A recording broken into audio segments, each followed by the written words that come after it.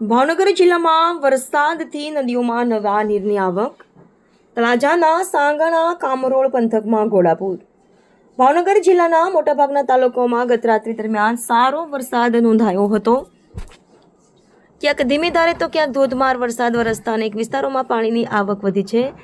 તળાજા તાલુકાના ગ્રામ્ય વિસ્તારોમાં પણ વરસાદ પડતા ઉપરવાસમાં થયેલાની વરસાદની અસર જોવા મળી હતી. ઉપરવાસમાંથી આવેલા નવા નીરના કારણે સાંગણા કામરોળ પંથકમાં પસાર થતી નદીમાં ઘોડાપૂર આવ્યું હતું. સાંગણા ગામના કિરીટસિંહ સરવૈયાના જણાવ્યા અનુસાર ઉપરવાસમાં સારા વરસાદને કારણે નદીમાં નવા નીરની આવક થઈ છે. વરસાદ અને નદીમાં આવેલા નવા પાણીથી ખેડૂતોમાં ખુશીનો માહોલ જોવા મળી રહ્યો છે, કારણ કે આ વરસાદ ખેતી તેમજ જળસંગ્રહ માટે લાભદાયી સાબિત થશે. આ સ્થાનિક લોકો નદીના ઘોડાપૂરને જોવા ઉમટી રહ્યા છે, ત્યારે તંત્ર દ્વારા નદી નાળા નજીક બિનજરૂરી અવરજવર ન કરવા અને સાવચેતી રાખવાની પણ